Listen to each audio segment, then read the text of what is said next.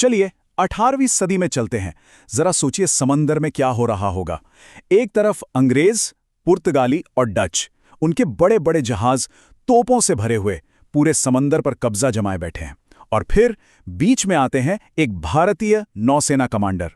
उन्होंने छत्रपति शिवाजी महाराज की बनाई नेवी को एक ऐसे लेवल पर पहुंचा दिया कि पूरा खेल ही पलट गया।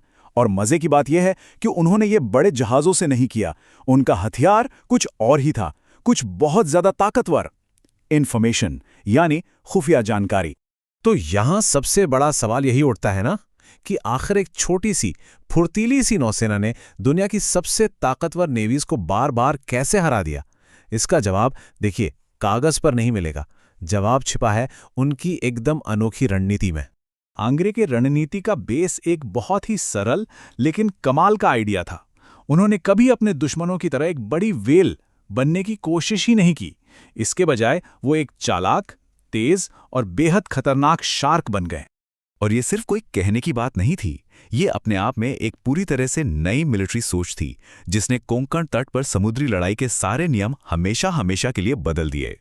देखिए, कान्होजी आंग्रे कभी भी दुश्मन से उनकी शर्तों पर नहीं लड़े, कभी भी खुले समुद्र में आमने सामने की लड़ाई नहीं की। इसके बजाय उन्होंने हमेशा दुश्मन को अपने इलाके में अपनी शर्तों पर लड़ने के लिए मजबूर किया, एक ऐसी जगह जहां उनकी ताकत ही उनकी सबसे बड़ी कमजोरी बन जाती थी।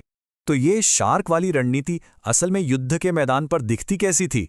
असल में ये एक बहुत ही खास तरीके में बदल गई, जिसे स्वॉर्म एंड स्ट्राइक या कह लें कि झुंड बनाकर हमला करने की विधि कहा जाता है। अब ये जो स्वॉर्म एंड स्ट्राइक की बात हम कर रहे हैं, ये कोई बस यूं ही अफरा तफरी में किया गया हमला नहीं था। नहीं, बिल्कुल नहीं।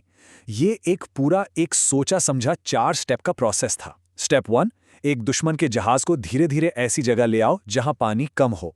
स्टेप 2, उसे उसके बाकी जहाजों से पूरी तरह काट दो, अकेला कर दो। स्टेप 3, अब अपनी छोटी छोटी तेज नावें चारों तरफ से उस पर हमला बोल देंगी। और फाइनल स्टेप, जहाज पर कब्जा कर लो। मतलब ये एक प्रॉपर सिस्टम था, कोई मामूली लूटपाट नहीं। और यहीं से हम इस ऑपरेशन के पीछे की असली जीनियस को समझना शुरू करते हैं, क्योंकि पानी पर जो लड़ाई होती थी ना, वो तो एक बहुत बड़े अनदेखे सिस्टम का बस आखिरी हिस्सा थी।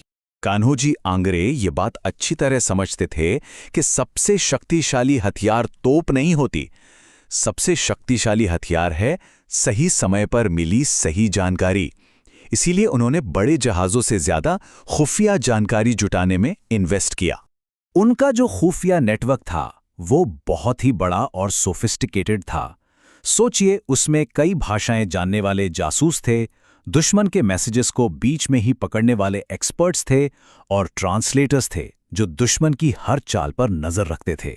ये एक ऐसा ऑपरेशन था जो पक्का करता था कि आंग्रे हमेशा अपने दुश्मन से एक कदम आगे रहें।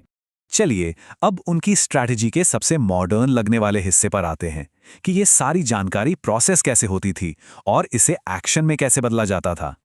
और यहीं पर कान्होजी आंग्रे की असली काबिलियत सामने आती है। उनके जो समुद्री किले थे ना, वो सिर्फ बचाव के लिए नहीं थे। नहीं, वो तो 18वीं सदी के डेटा प्रोसेसिंग हब्स थे, पूरे ऑपरेशन का नर्व सेंटर आप कह सकते हैं। मतलब इन किलों के अंदर टीमें लगातार जहाज़ों की हर मूवमेंट को ट्रैक करती थीं, दुश्मन के संदेशों को पकड़ती थीं और फिर इस सारी जानकारी को एनालाइज करके उसे एक्शन लेने लायक खुफिया जानकारी में बदल देती थीं। और यही जानकारी उनकी स्वॉर्म एंड स्ट्राइक रणनीति को पावर देती थी। कान्होजी आंग्रे की सबसे बड़ी जीत ने मिलिट्री का एक ऐसा उसूल साबित किया जो आज के दौर में पहले से कहीं ज्यादा जरूरी हो गया है। उनकी विरासत हमें एक बहुत जरूरी सबक सिखाती है कि लड़ाई में हमेशा साइज मैटर नहीं करता। एक बेहतर जानकारी वाली छोटी फोर्स अक्सर एक बड़े लेकिन अनजान दुश्मन को हरा सकती है। और शायद यही वजह है कि अपने 41 साल के करियर में कान्होजी आंग्रे कभी कोई बड़ी लड़ाई नहीं हारे, वो अजेय रहे।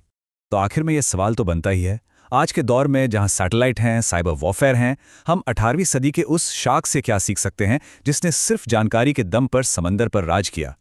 मतलब सोचिए, इंफॉर्मेशन वॉरफेयर के जो सिद्धांत उन्होंने सदियों पहले इस्तेमाल किए, वो आज भी कितने रेलेवेंट हैं। सच तो यह है कि उनकी कहानी इतनी गहरी और दिलचस्प है कि इस पर एक बहुत ही डिटेल में चर्चा होनी चाहिए। ऐसे ही दिलचस्प, मनमोहक और रोंगटे खड़े कर देने वाले वीडियोस के लिए हमारे चैनल को सब्सक्राइब करें, कमेंट करें, लाइक करें और शेयर करें।